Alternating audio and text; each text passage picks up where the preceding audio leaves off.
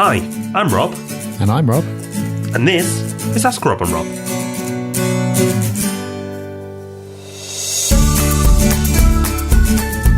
Hello. Happy Tuesday morning, or whatever day it is when you're listening to this episode 17 of Ask Rob and Rob, the podcast where it really couldn't be much simpler, and the title kind of gives it away. You ask a question, we, Rob and Rob, answer it. Very easy and always a lot of fun because we get such brilliantly varied and interesting questions coming in. This week is no exception. Brian asked us a really good question. We're going to answer that for Brian in just a sec after we let you know how you can ask a question of your own. And it's, as you would imagine, really simple. All you need to do is pick up the phone, and I'm sure you've got one of those. You probably even listen to a podcast I'm on, and dial 013-808 00035. So yeah, that's it. Call 013-808 00035. Call, leave an answer phone message. That's your question. We will pick it up, put it on a podcast and answer it. Or if you prefer to use the old computer, go to thepropertyhub.net/podcast. And this week, Brian has done just that. Rob and Rob, hello. This is Brian speaking. I would like to first start off by saying a big thank you for all the great content that you've been producing over the years. I really appreciate it. My question is quite straightforward. I have a buy-to-let property and the tenants currently in there are coming towards the end of their first year. The letting agent who found the tenants and who collects the rent on my behalf would like to know whether I would like to renew through their agency for another year. And my query really is, what advice do you have? What tips, recommendations do you have for ensuring that that renewal goes smoothly and I negotiate the very best deal available in terms of percentages, so on and so forth? Okay, thanks, guys. I look forward to hearing from you. Cheers. Bye. Thank you, Brian, for that question. And thank you for your kind words about the podcast at the start. It sounds like you're a long-time listener, so we tip our caps to you. And we'll answer your question as well. So when it comes to renewals, you haven't said whether the agent is managing the property or not. If they are, then they're going to be charging you some kind of monthly percentage, I'm sure. You could attempt to batter their percentage down a bit if you feel like going and doing some hardcore negotiation on them. But how successful are you going to be if you don't have a large number of properties with them? I don't know. But one point where you might be able to save yourself a bit of money is on the renewal fees. So agents like to charge a heck of a lot of money for doing not very much when it comes to renewals. We run a letting agency. We know it's not difficult. All you have to do is say to the landlord, do you want this tenant to renew? They say yes. You say to the tenant, do you want to renew? They say yes. You send over a document. They sign it. Job done. We don't even incur the cost of a stamp because we do it all digitally. How much do most agents like to charge for this? Hundreds, of course. They don't just charge you. They charge the tenant as well. We don't do that. We don't charge either party, but most letting agents will try to charge.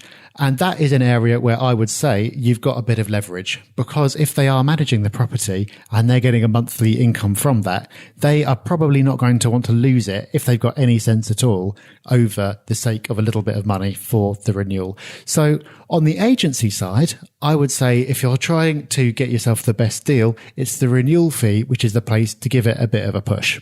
But of course, the end of a contract is also the perfect opportunity to review your rent. It is. So make sure you check what the rent in your market for that particular property is at, because your agent might not do it, but get them to check too. So if they don't suggest it, get them to check, because there might be an opportunity to increase your cash flow, especially as at this time there might be some costs, depending on your agent, of course.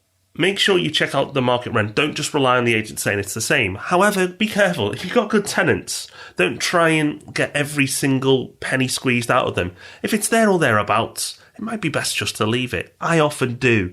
Unless the market's moved significantly, I tend to leave my rents and then maybe after a few years review it upwards. But a prime example, one of my properties needed painting, and the tenant said about painting it, and he was signing a 2-year tenancy, which is great. They've been fab tenants. And I just said, well, I won't put the rent up if you want to do the painting yourself. And that's how we agreed it. Really simple.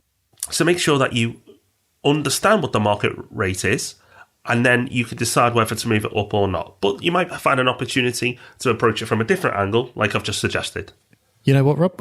While you were talking, I was listening to you, But I also went on to Rightmove and I just did a check to see what for one of my properties, what people are currently asking, because I know that there is a potential for a rent review coming up. And it seems like at the moment I'm leaving potentially £200 a month on the table. They're charging £200 per month more than I'm currently getting for an identical flat in an identical block. Actually, mine looks a little bit nicer, just looking at the photos. Am I going to try to raise the rent by £200? No. I'm not. I might up it a little bit, but the tenants have been there for a couple of years now. They're great tenants. I never hear anything out of them. I know from the inspections that it's in good condition, so I'm perfectly happy with that. But the point is, I thought I'd do it live because that took me less than a minute to do, and I just found out exactly what the current situation is. So you should definitely take advantage of the professional expertise of your agent because they see a lot of properties in their local area and they should know, but don't rely on that. Take their opinion, but do your own research as well. It only takes a few minutes, and then you can make an informed decision about what to do. So, Brian, I hope that helps. And if you'd like to find the show notes for this episode, any in the past or any in the future, make sure you go to thepropertyhub.net/property advice, where you can find all the episodes we've ever done on Ask Rob and Rob. Super simple. And as it's coming up to Christmas now, and you're probably thinking about the new year, we've decided to set 2 dates for the Property Summit, Rob. So normally we do one a quarter, but as it's the first quarter of 2016 is about to happen, we thought, right, we know that a lot of people want to look at a strategy, want to put their plans together. So we've opened it up and we decided to do 2 summits in February so you can set up your year property-wise in the right way. Yes, this doesn't mean that we're going to be opening the floodgates and doing loads of them. We're just getting a little bit more smart about it because in the summer, people's minds are generally elsewhere. They're not really thinking about property as much. But we know that at the start of the year, it's the time where naturally your mind is on goal setting. You're thinking about how you can set it up and make it your best year yet and achieve what you want to achieve. So that is the perfect time to come to Property Hub Summit. If you'd like to find out more about what the day involves, find out exactly what happens on the day, what you can expect to get out of it, and what happens afterwards, we will send that information to you if you send us a text. All you have to do is text the word summit followed by a space and your email address to 88802.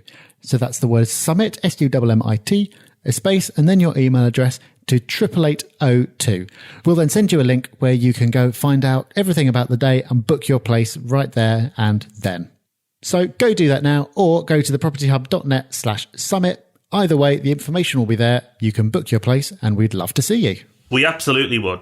So for those who are listening, if you're listening to this on the day or around the time, it's about to come to Christmas. Happy Christmas. New Year's coming, but we're back next week with another podcast because we do not stop this roadshow. Ask Rob or Up will be back. The Property Podcast will be back. So your property content does not go away over Christmas and New Year. We'll be back, but if you want to set your New Year right, make sure you find out all about the Property Summit because I'm sure you'll love it. Everyone else who's attended has left brilliant feedback, so I'm sure you'll make the most of it if you come along too. But until next week, thank you and bye-bye. Bye-bye.